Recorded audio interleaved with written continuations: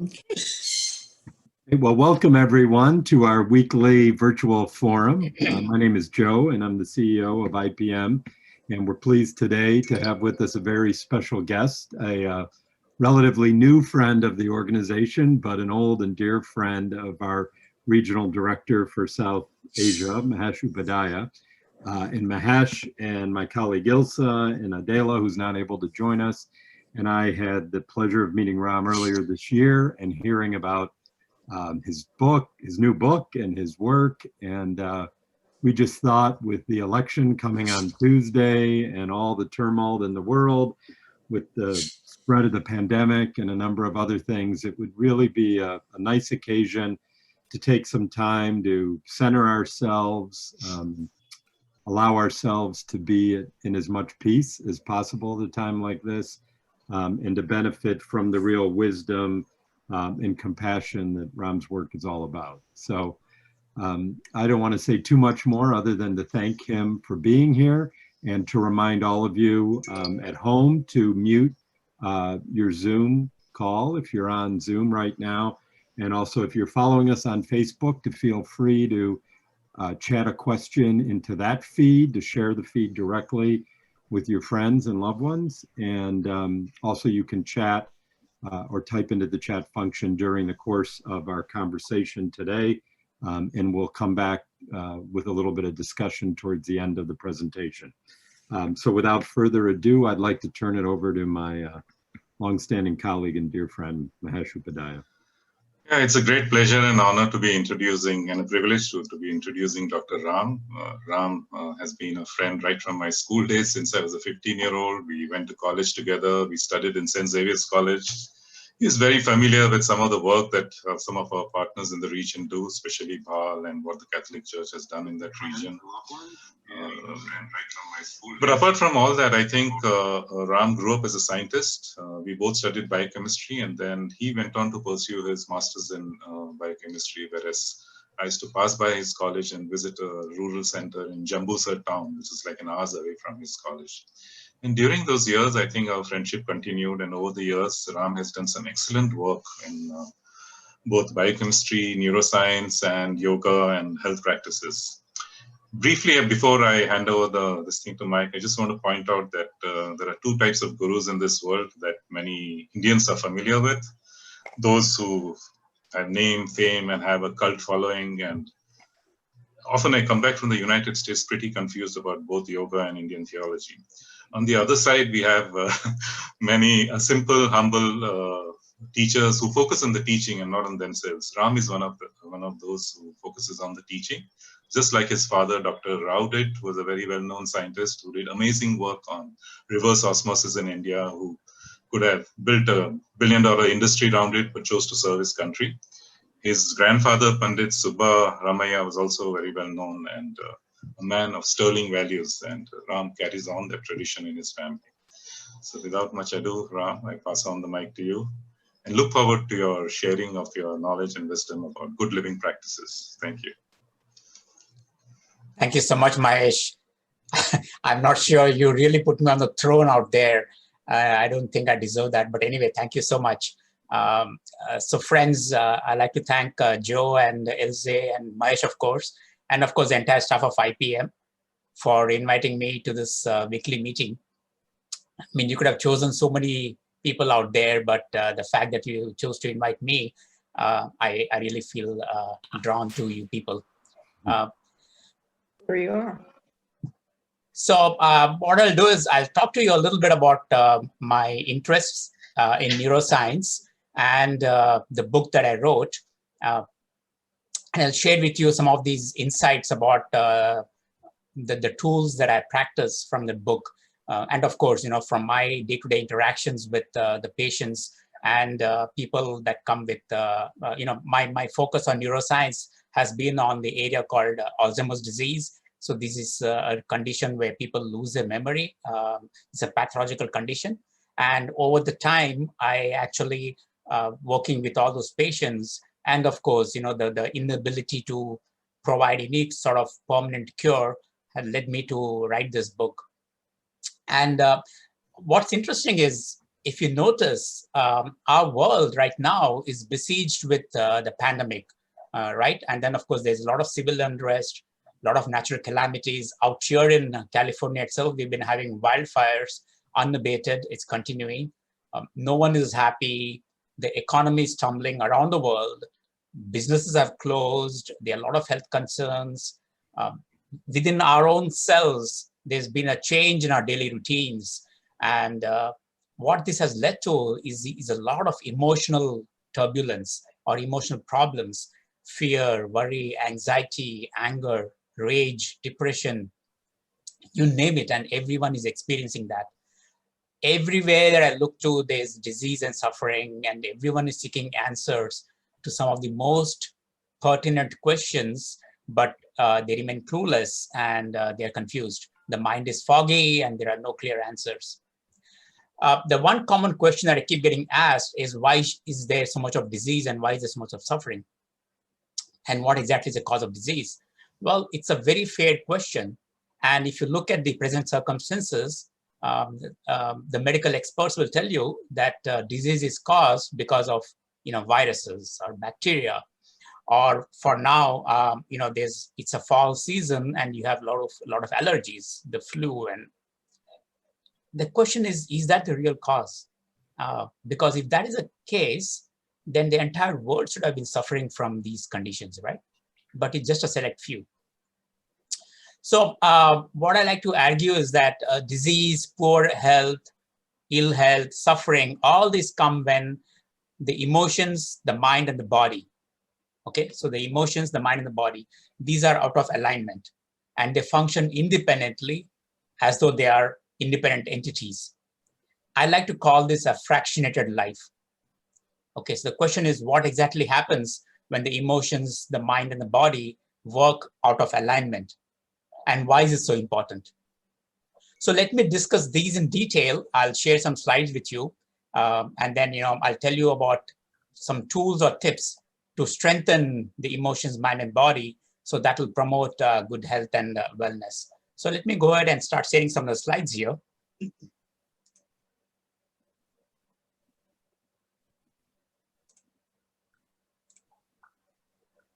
Hopefully you can see my slides. Yes.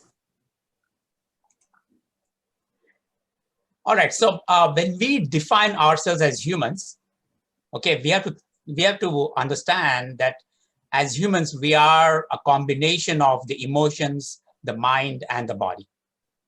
Now, disease, poor health, and suffering will arise if the emotions, the mind, and the body, they work as independent units, if they're out of alignment. In other words, if you just focus on your body alone and pay very little attention to your mind or emotions, or if you focus only on your mind but pay very little attention to your diet or your physical practices, or if you're focusing only on your emotions but not working on your mental practices or physical practices, this is when you invite ill health and suffering. So disease, poor health, and suffering primarily will arise when these three entities that make up a human, okay, these work out of alignment and they function independently. And this is what I call a fractionated life. Now, clearly, most of us want to live a healthy, happy life. And we want to live a long life as well. The question is, as a society, why are we not achieving these goals?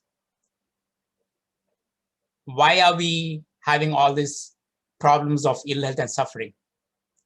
The biggest problem here is all the health and wellness programs that are out there, they are incomplete because they are missing vital components.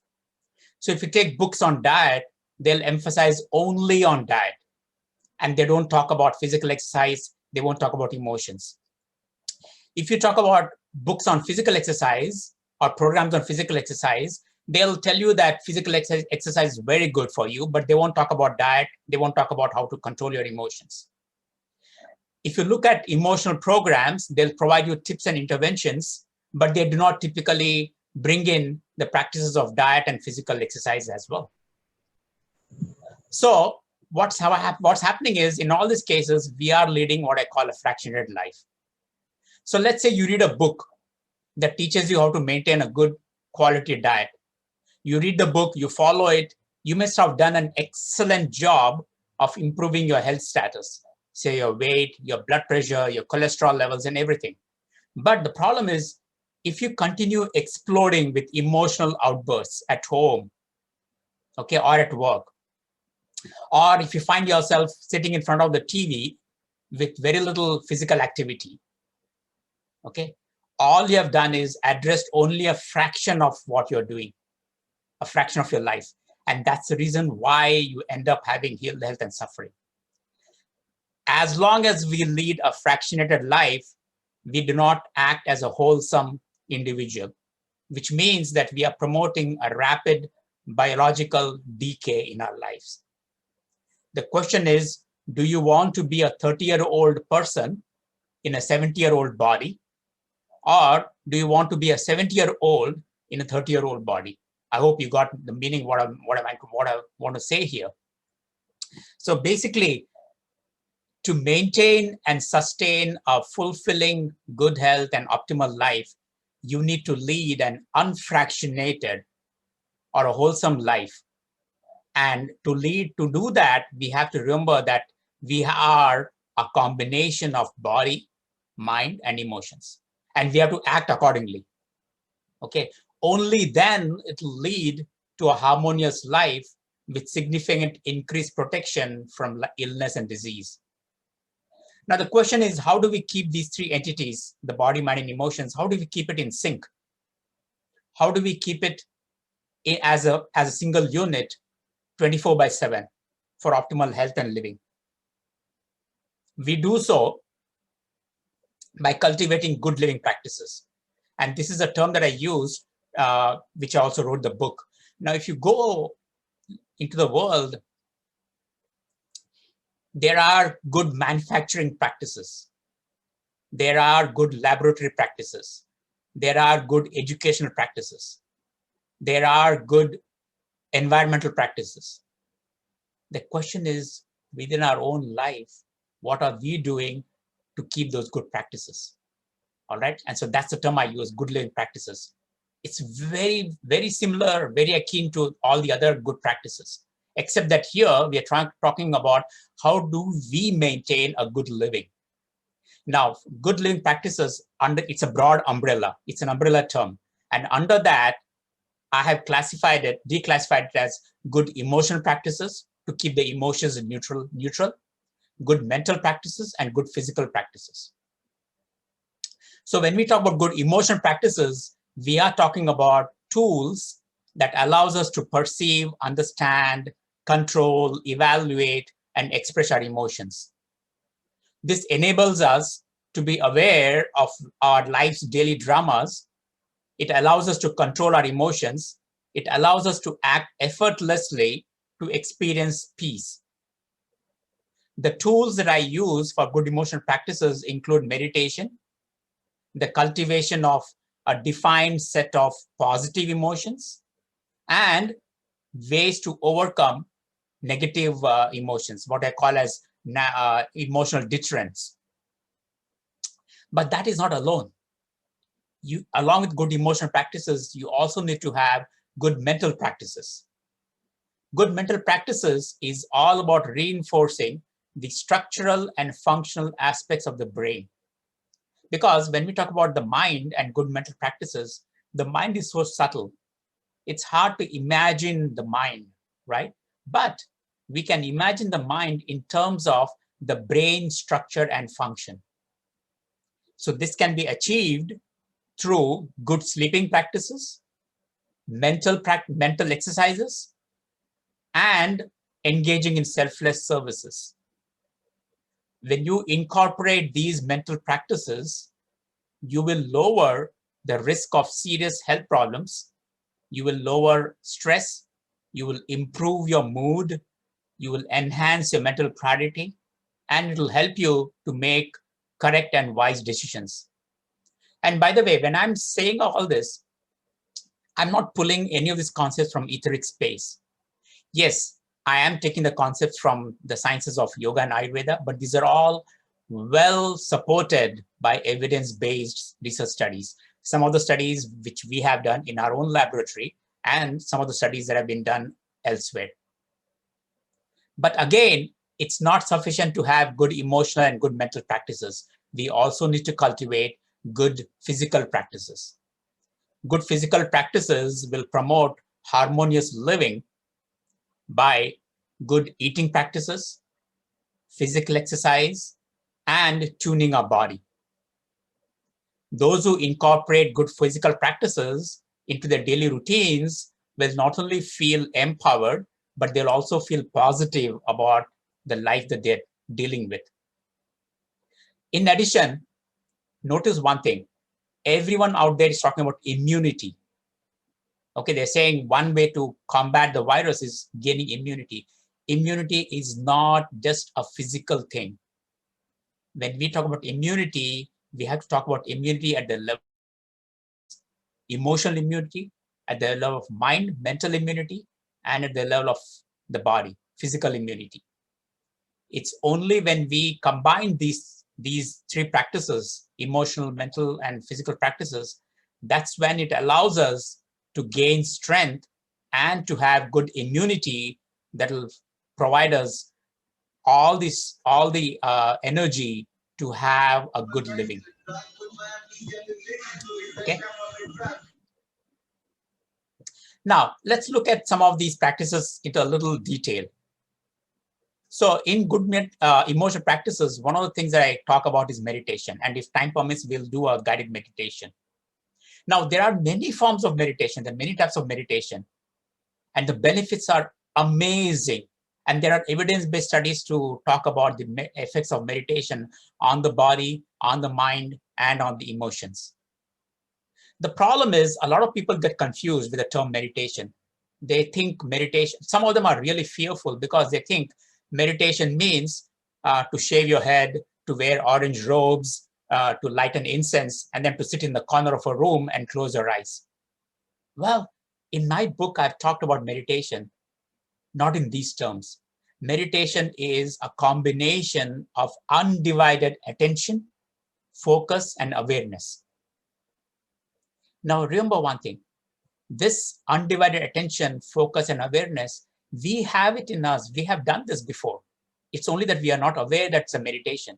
For example, now, if you were preparing for an exam, all right, or if you were presenting yourself at a job interview, or if you were doing something really interesting like sculpture or painting or gardening, you had your attention, focus, and awareness on that activity, whether it's the exam or the job interview or the garden or the sculpture, it was all there.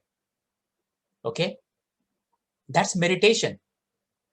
The only difference is in those cases, you are engaged in a task.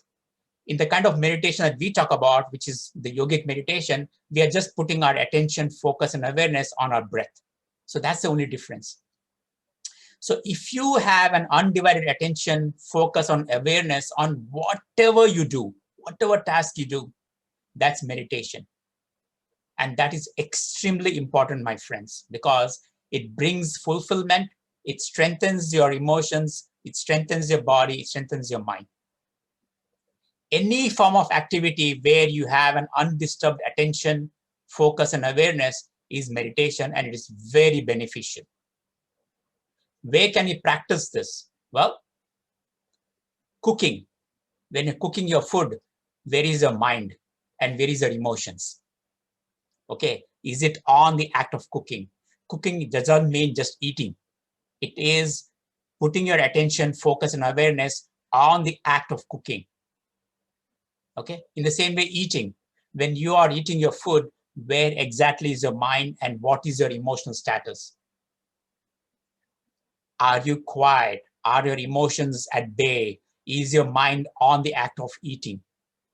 So you see how now you can think about putting your body, mind, and emotions on a given task.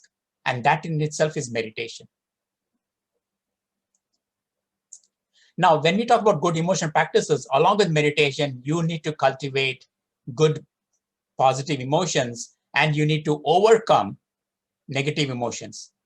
Negative emotions, I like to think about it as anger, addiction, anxiety, fear, worry, greed, depression. All these are called as emotional obstacles. And the problem is they prevent you from leading a normal physical life. And we have now shown, not only from our laboratory, but from other laboratories, that people who harbor a lot of negative emotions, it's like a slow poison. It destabilizes the body, mind, and emotions. Okay. So then if a question is asked, what can cause the emotions, mind, and body to not act in sync or to get destabilized? Well, negative emotions is one of the causes. It destabilizes the sync, the operations of the mind, body, and emotions. Not only that, negativity, because you're harboring that in your mind, it exhausts your physical and mental energy. And that reduces your physical and mental immunity. So prolonged periods of negativity lowers your physical and mental immunity. And this is the biggest risk factor for conditions like cancer, degeneration, infections, inflammations. It lowers the levels of what I like to call as the feel-good neurohormones and neurochemicals in the brain.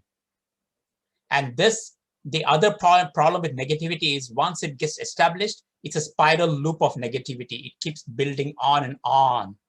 And this results in repeated pain and suffering and dissatisfaction. So what we need to do is we have to overcome these deterrents in order to achieve the synchronization of the body, mind, and emotions. One way to overcome negativity is to cultivate positive emotions. And once again, in laboratory models, we have, we can actually create animal models where we induce happiness or forgiveness or non-violence. Yeah, it's possible to induce that in animal models, and then you see what happens. There are several studies to show that practicing these virtues, contentment, forgiveness, honesty, non-violence, loving kindness, all these can bring in desirable thoughts. And all this can lead to unlimited happiness, satisfaction, clarity, and joy. So the key predictor to a long, happy, peaceful, optimal health, okay, is positive, immense benefits that come from these attitudes, these positive emotions. Some of these virtues, like forgiveness and loving kindness, you can actually practice this as a meditation. And it's very interesting because what I do is out here, we have a neuropsychiatric clinic, and they have asked me to provide meditation techniques to these people just to bring down the emotions. And one way I do that in my guided meditation practice is I tell them to cultivate loving kindness, or I'll tell them to cultivate sympathy, or I'll tell them to cultivate non-violence. I'll tell them, okay, think about a person who you like to give your energy to and wish them well. So what's happening in the process is not only are they wishing well for another person, but in that process, it's allowing them to bring down their emotions. Okay, so you're combining meditation and you're combining positive emotions. So this not only creates integrity and harmony, but also provides a platform for honest and open communication. And so when you practice these emotional practices, meditation, overcoming negative emotions, and cultivating positive emotions, you are sort of providing a fulfilling and meaningful life, mental and physical life. Now, when we talk about good mental practices, remember, as I said, it's just not emotional as well. We have to cultivate good mental practices. Again, when we talk about mental practices, because the mind is so subtle, we have to think in terms of the brain. And so when we talk about the brain, mental exercise, mental games, brain activity, mental activity, all these are the same. It means the same thing. It means keeping the brain active. The term we use in the field of neurology is neuroplasticity. And neuroplasticity is just like when you do physical exercise, you're building your bones and muscles. In the same way, when you engage in mental exercise, you are strengthening the brain. Now, most of you in this audience might know that neurologists, generally, we scientists, we tell you that the brain is born with a defined number of cells. And it's very difficult, unlike liver or kidney, the brain does not multiply. The brain cells do not multiply, which is partly true. But what happens is, even though you're born with a defined number of cells, you can create more branching. It's like a tree. So the more branches of a tree, the more thick the forest is. In the same way, in the brain, if you engage in brain exercises or mental practices, what you're doing is you are triggering the neuronal branches, what I call a sprouting of the neurons. The more the branches, the more resilient the brain is, the more strengthened the brain is. Okay, so you have to carry out a lot of mental exercises in order to achieve this term called neuroplasticity, because neuroplasticity helps in a lot of ways. It helps in gaining mental immunity or brain immunity, and it helps bring down the emotions, and it helps the physical body as well. In addition to mental exercise, you also need to cultivate good sleeping practices. A lot of things happen when we sleep. Okay, even though my lab is not focusing on sleep, we have other investigators in our institute that are focusing on sleep and what happens if you have improper sleep or untimely sleep or shortened sleep. There are a lot of things that happen, a lot of bad things that happen in the brain. Good quality sleep allows you to clear all harmful toxins in the brain. Okay, and this is one of the reasons why you may experience what we call a mental fog or a brain fog if you have a sleepless night. Sleep allows us to erase all the unwanted experiences that we carry from the previous days. It also helps to branch out the neurons. Remember that neuroplasticity thing? So the more the good quality sleep you have, the more neuronal branches you have. In addition, if you have a good quality sleep, it's the perfect antidote to erase out all negative emotions. And this is a classic example that I like to give to my students. Remember, when students get extremely angry, or not just students, but even employees with their bosses or with their employers, if they get extremely angry, okay, and they want to deal with them right away. Let's say for some reason, maybe the boss is not at home, or maybe the boss has left the office. Okay, so then you don't get a chance to pull out your emotions. What you do is you go home and you think about it, and then you sleep over it.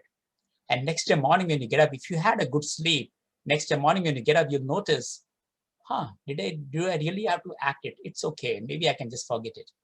Why? Why did that happen? Why did that change happen? Well, if you had a good quality sleep, that sleep actually erased out that memories of that emotions.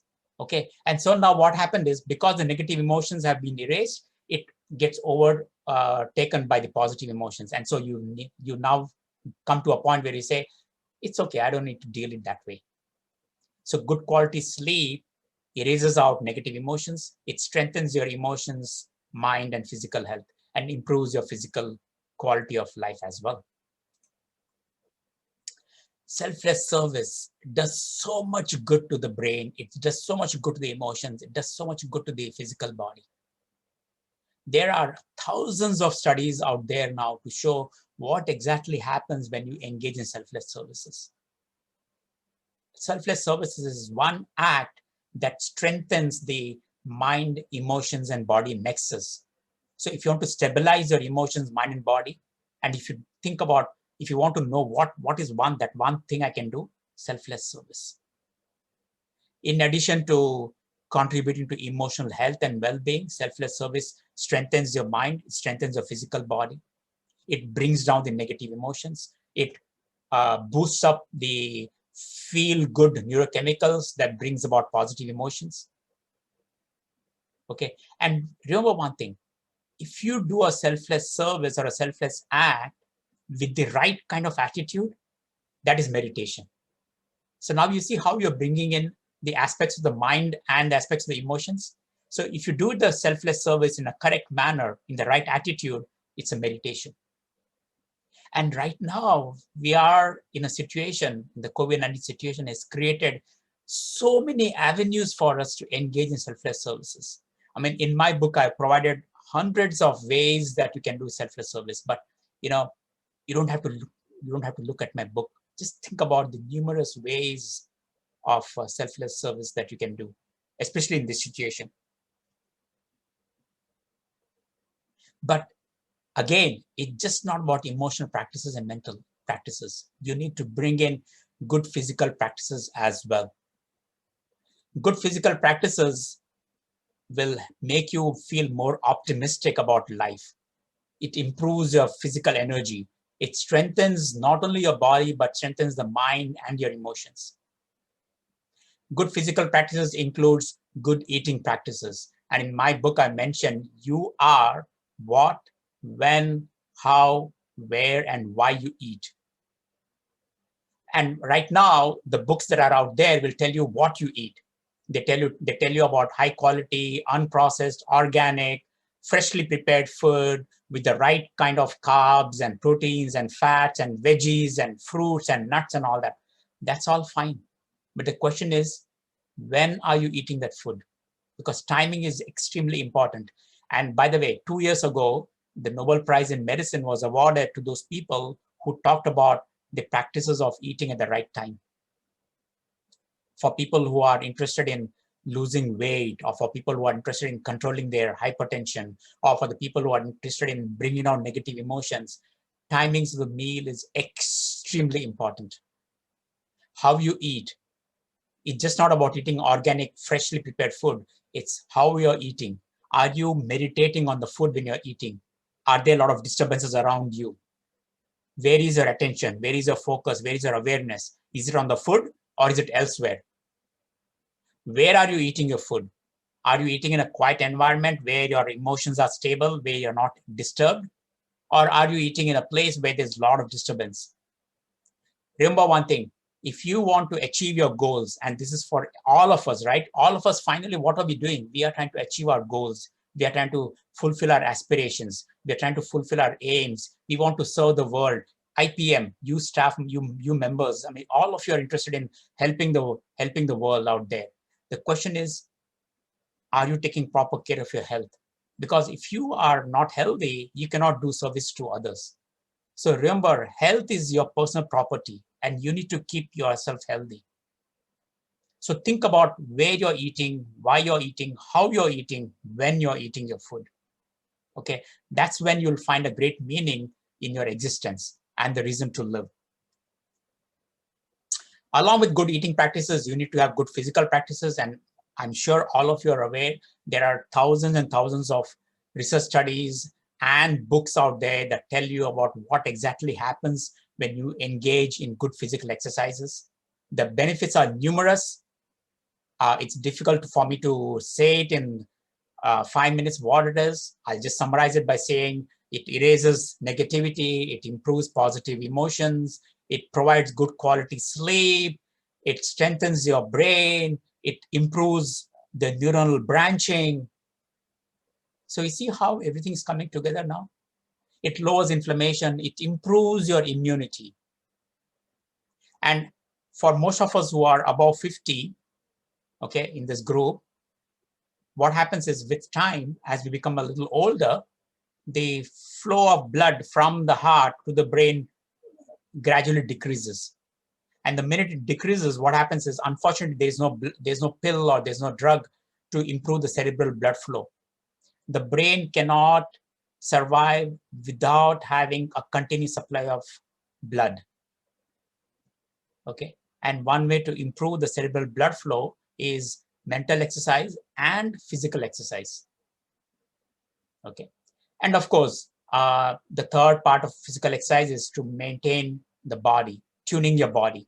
You know, in this country, after every 3,000 miles, the auto mechanic will send you a reminder. These days, in fact, the cars itself, they have a sensor that tells you beep, beep. It'll tell you it's time for a car to get tuned up. So you have to get your oil checked, you have to get the filters checked, you have to get your, the AC and all the fluid levels checked. The question is, when was the last time that you tuned your body? Okay. Now, you may say, what do I tune? I don't know how to tune. Well, remember one thing.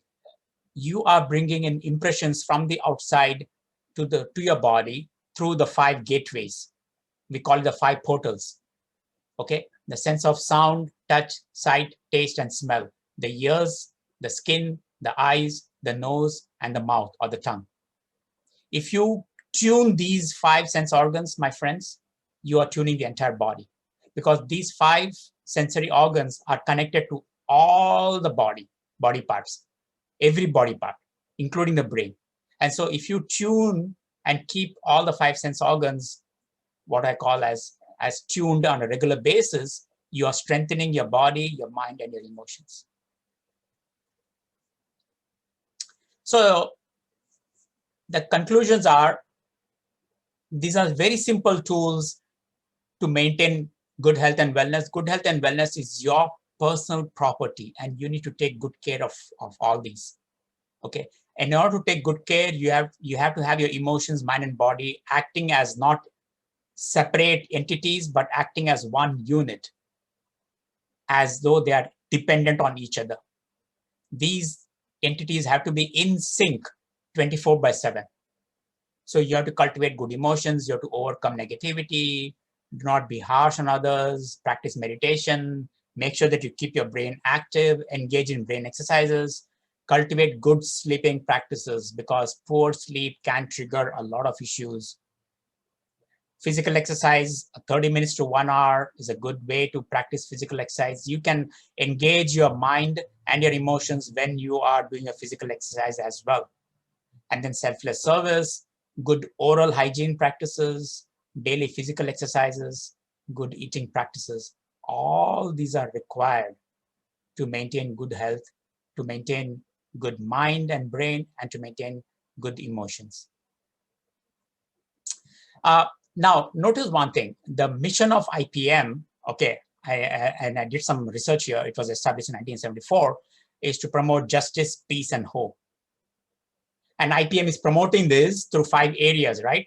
Health, children and youth, environmental building or environmental justice, community building, and women. Now, you're doing this through global awareness, which is what is required right now. We need to be united in this turbulent world, through personalization, and through facilitation. The object of facilitation is you put your resources in such a manner that the outcome multiplies in a big way, right? So basically, you're trying to change the lives around the world. The question is, you can do so provided you yourself are keeping a good health at the level of body, mind, and emotions. Now, what's interesting is, through my book, I'm trying to spread a similar message. Okay, I'm trying to change the lives of people around the world in terms of good health and living. My book addresses almost all of the categories that you guys are doing. Okay, for example, when you talk about health, I'm also talking about good health. I'm talking about good eating practices. When you talk about women, children, youth, I'm also doing the same thing. In my good living practices, I'm talking about wellness that provides economic independence and empowerment. When you talk about environmental justice and community building, in my book on good living practices, I'm talking a lot about how you should be in tune with the environment, because the environment is providing the impulse from where we are bringing in the impressions into our own body through the 5 senses. You bring in harmonious impressions, you maintain good health. You bring in disharmony or disharmonious impressions, you experience good ill health and suffering. So the question is, how do you maintain that good environment? How do you maintain your relationship with the environment? You talk about facilitation. My message here is, good health and wellness has no boundaries in terms of people, culture, and social background. So my book is a good resource for sustaining good health and wellness. And what happens is, this helps. If you keep yourself in good health and wellness, it allows you to move forward with your goals, so that at the end, the outcome, the reward multiplies in a big way. And of course, my chapter on selfless service is a good resource to cultivate good emotional and mental practices. I'm hoping that my book is an example for all the donors out there, the investors out there who are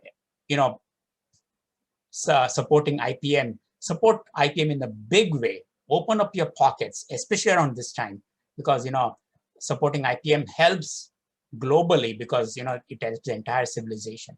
So you see how the mission of both the IPM and of course, my book matches in some ways. My book is available on Amazon. It's available in several countries around the world right now, in South America, in Europe, in India, in Asia, both in Amazon, Barnes & Noble.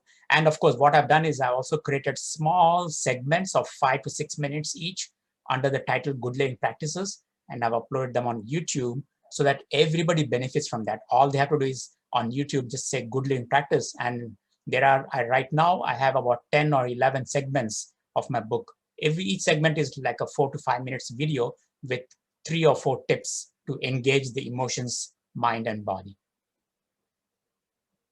So now I'll stop here. We have 2 things here. I can either take your questions. I'm sure you have a lot of questions. I can take the questions. Or if you want to do a brief meditation, I can do a guided meditation. I'll leave it to you guys to tell me what you want to do next.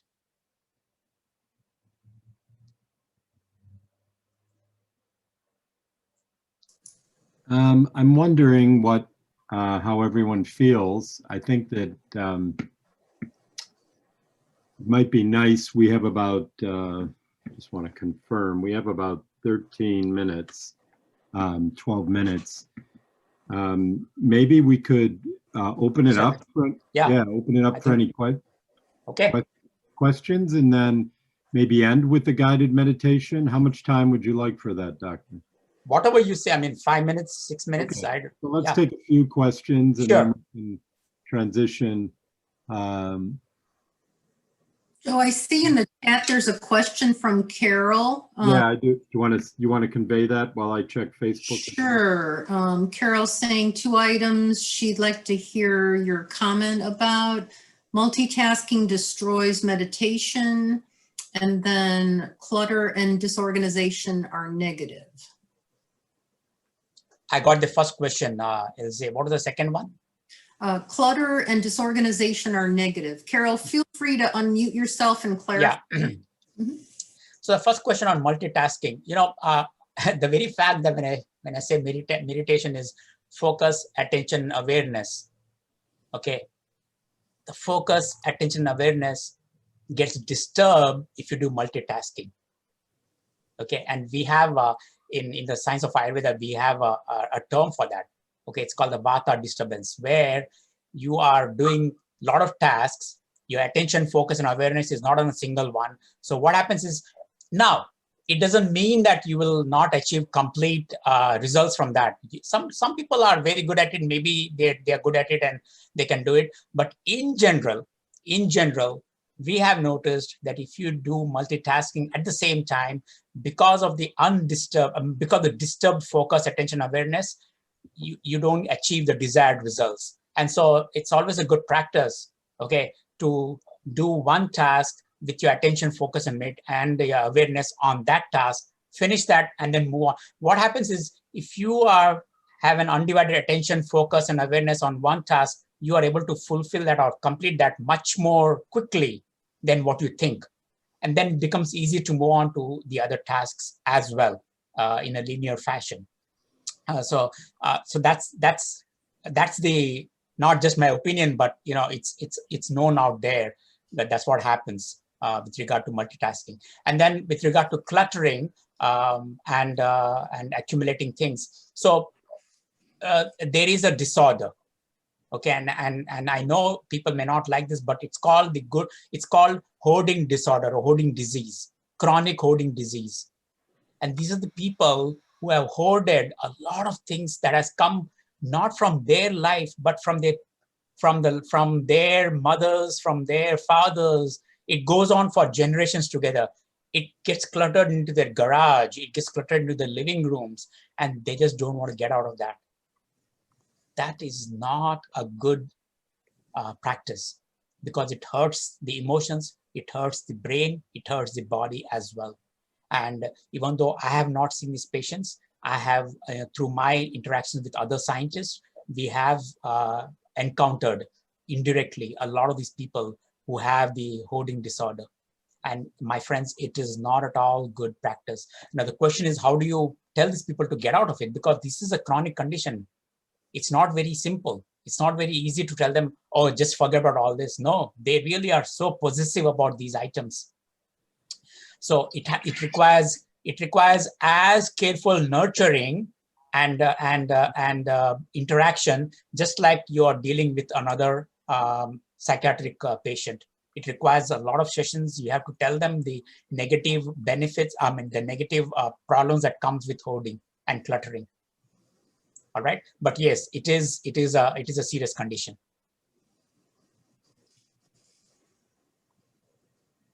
Thank you, Dr. Rao. Just a few other chat comments. I'm not sure if you can follow them from Dorothy Nyong'o, who I believe is in Kenya still, is thanking us, or you in particular, for that powerful and very useful session. Dorothy is a relatively new member of the IPM International Executive Board, Ram, just so you know that. Nice. And Jim Kamphafner, former, well, longtime IPM board chair, soon to be immediate past chair. We're meeting as a board next week, and we'll be electing 2 new co-chairs, which we're all very excited about. Xenia Chavez from Nicaragua, longtime project partner with Saprosi, and Clint McCann from Eden Theological Seminary, who's led and co-facilitated many IPM immersions for his students. But Jim is commenting, Jim's in California as you are, very helpful. We'll need to go back and listen, study, remind myself of many of these things. And I think Jim, as I guess put my video back on, you know, that's what I'm struck by here, is how much, even if we know this information ourselves, we know how to eat mindfully, how to spend time in meditation and prayer, whether in nature or in other spaces we find to be sacred and life-giving, and with our families and our loved ones, how easy it is for us to kind of fall off the path. Fall off. Yeah, that's the main problem, right? Yeah. Do you have suggestions for those of us who, you know, want to do the right thing for ourselves and for our bodies, but tend to you know, tend to fall off the path, for lack of a better way? Yeah, and that's an extremely great question, Joe. And, you know, a lot of people have been asking the same thing, saying that, you know, number one, where do we start, or how do we start, or what do we do if we fall out? My take-home message here is that, I know this sounds very overwhelming. It is overwhelming, no doubt. I mean, and that's the reason why I've come up with these small segments of YouTube videos. It is overwhelming because it appears as though we have to do a lot of things on a day-to-day basis. Okay, the question is, if you have the focus, attention, and awareness, it's pretty simple. You can achieve a lot of things in your day-to-day life. And if you're doing it like on a regular basis, if you're conscious of it, okay, and if you're doing it regularly, you don't have to incorporate all the 1,000 tips that I mentioned in the book. All you require is to make sure that whatever tips you incorporate, see if you can stay with it. And if at all you fall off it, no problems. Don't hurt yourself. No judgments here. This is not about judgment. This is not about others doing it and I'm not doing it. No such feelings. Okay. And if at all you fall out of it, come back to it, because, you know, by missing it on our date, like for example, now physical exercise, there are days when I miss it. Okay. And, but it's not a chronic thing. It's just that I may have missed it on a day or two because probably my day was very busy, or maybe I was traveling and it was not possible for me to engage in some of those practices. But that's okay. As long as you are on the path, it doesn't matter if you fall off for a brief period, but make sure that you come back on the path, and make sure that whatever you do, make sure that your emotions, mind, and body are on that activity or on that task. Great. Anyone else? Maybe one more question or comment? Just looking to see if anyone would like to add anything. I just wanted to echo the previous comments of gratitude. This was a wonderful presentation. We are so Grateful that you could join us. I think one thing that was very clear to me was definitely how fractionated my life was. Mhm. But I will, again, as others have said, re-listen to this and remind myself. I think the positive thing, for everyone that joined us on this presentation, I know that they are excelling in the emotional and mental interventions because all of you are doing and exhibiting loving kindness and selfless service in so many ways. We know that particularly through your work with IPM. But Ram, thank you so much for sharing your wisdom and your experience and your very useful knowledge. Yeah, thank you, Elze. It may sound very simple and may sound, how can such a subtle emotion bring about so much of changes? But, at the Buck Institute where I work, we do have people doing surveys and following. So these are all prospective surveys. They're following people for the last 30, 40, 50 years. There are people who are doing laboratory in vitro, what we call in vitro tests as well. And these emotions, especially the positive emotions, the amount of benefits it brings about at the level of mind, body, and emotions, amazing. I mean, just cultivating loving kindness, or just cultivating selfless service, or being happy, being smiling. There are like at least a dozen research papers out there, real good research papers, blinded, and some of them prospective studies where they have shown what happens when you keep a smiling attitude, okay? And, at the Buck Institute, we talk about how to live longer.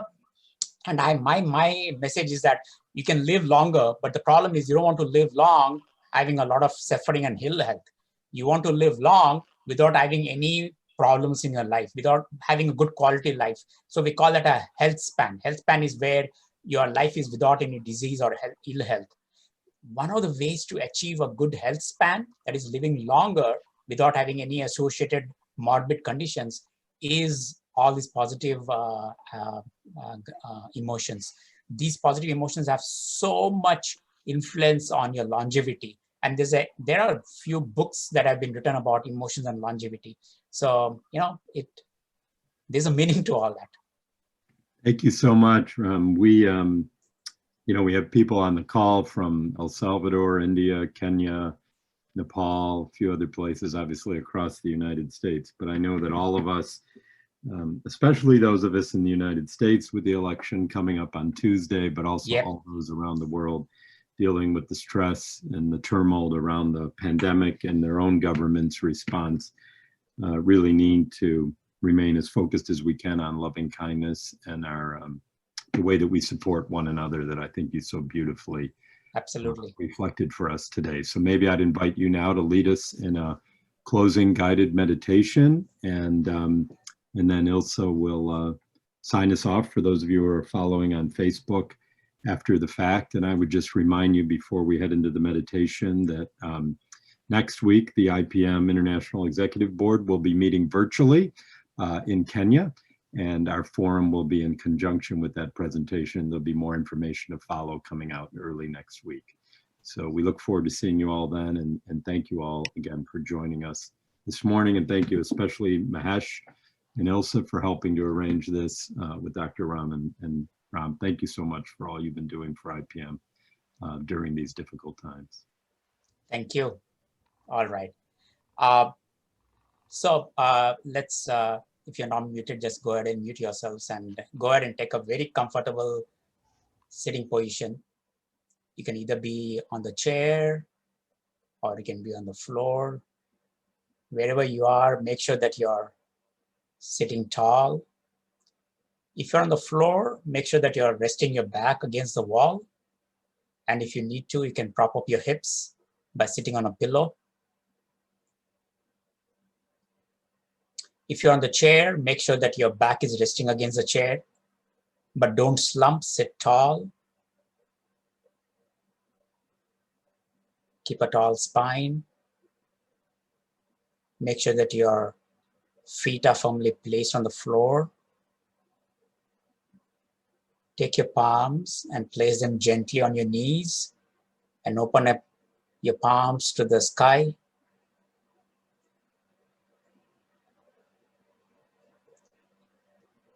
Soften your hips.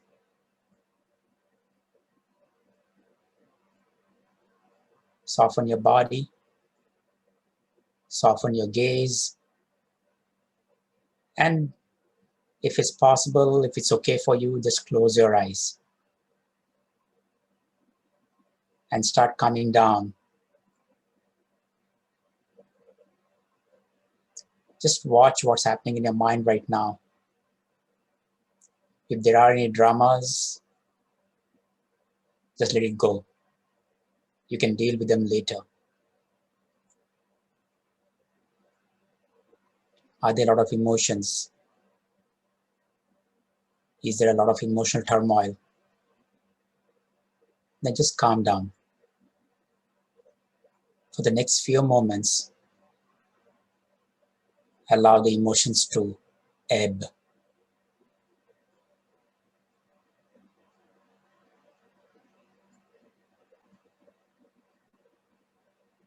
And start focusing on your breath.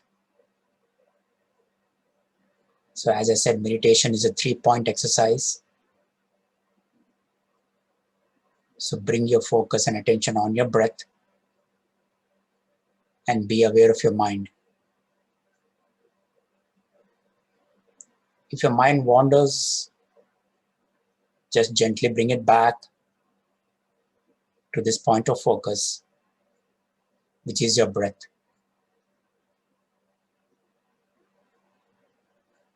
And start focusing on your inhalations and focus on your exhalations. If you need to, you can count for a 4 as you inhale and count for a 4 as you exhale. So that count allows your mind to be on your breath. At the same time, that count allows the emotions to become more neutral.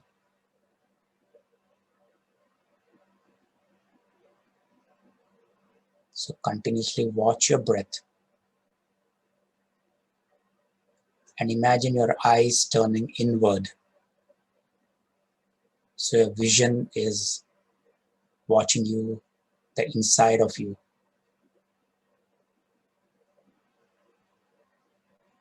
So along with your breath, bring your focus to your feet, your knees, your hips, and your legs.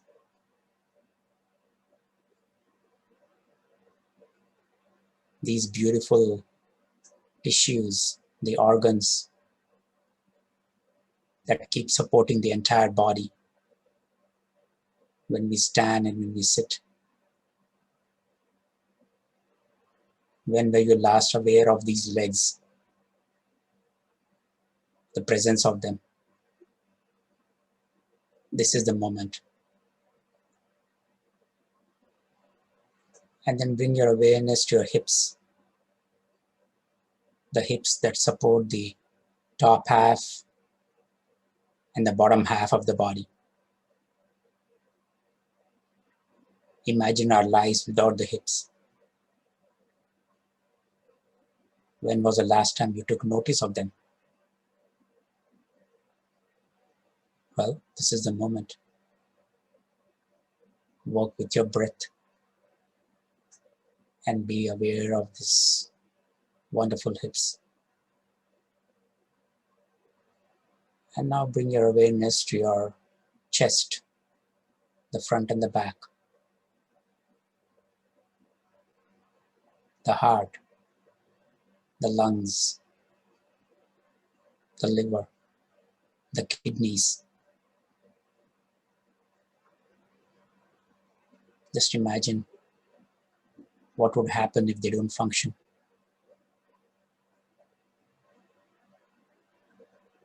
When was the last time that you were aware of these organs? The spinal cord that keeps us tall, that supports our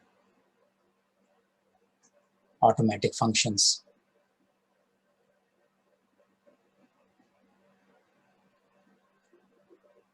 And then draw your awareness to your neck your throat and your head.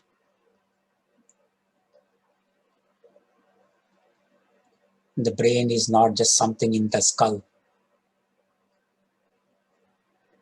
You are able to move on because of the brain.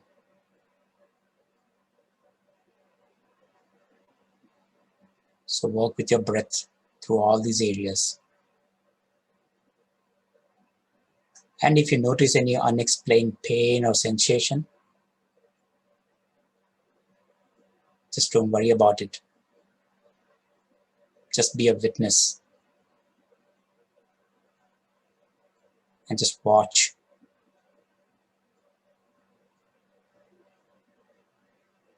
The sensation of the pain.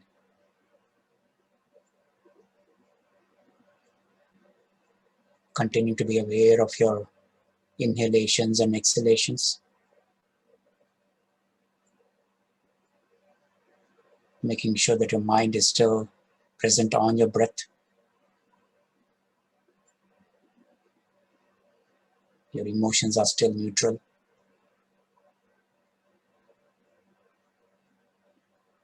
Continuing to go deeper and deeper into that void of stillness, into that void of emptiness. But at the same time, being aware of the breath with your inhalations and your exhalations.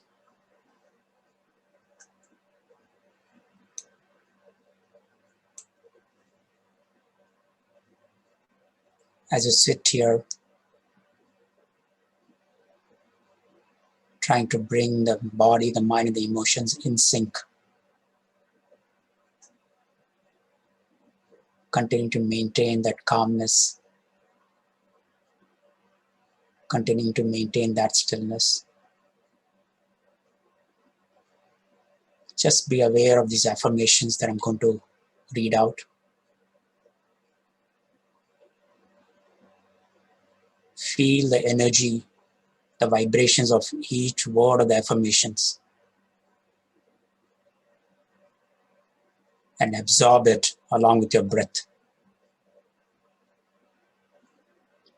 It's a very powerful affirmation to keep the emotions, mind, and body in sync.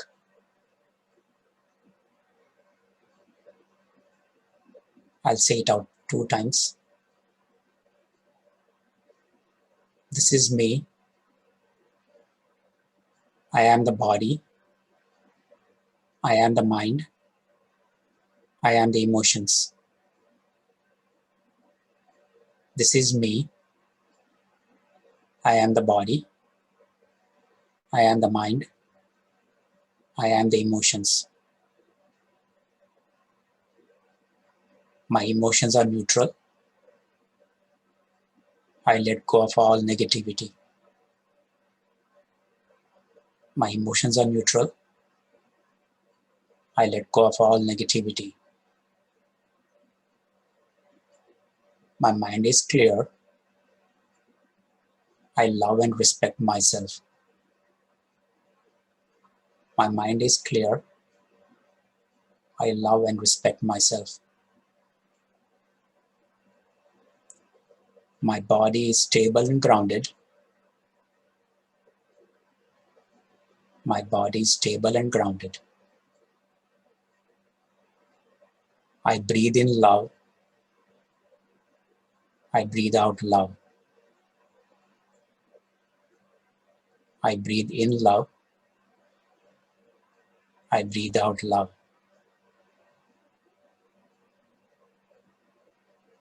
I am at peace and only peace. I am at peace and only peace.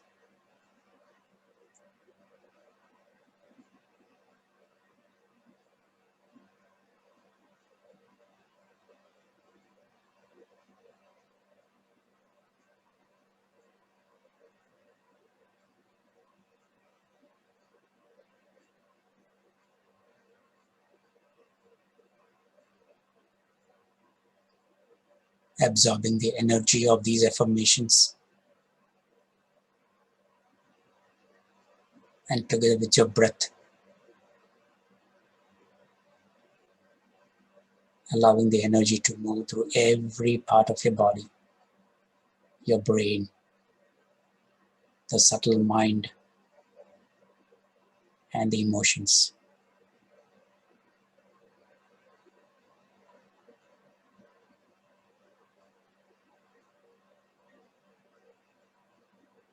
Continue to experience that stillness.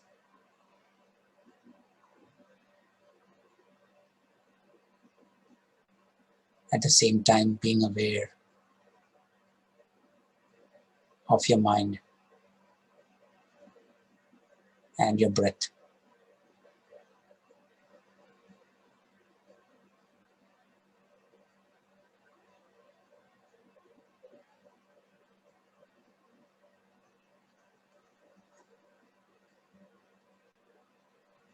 With the mind, the body, and the emotions in place,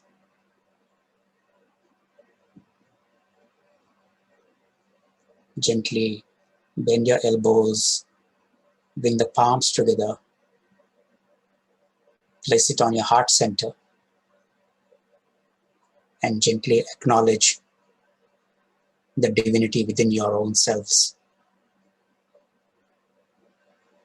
The divinity within me acknowledges the divinity within you all. Gently open your eyes with a smile. Thank you, everybody.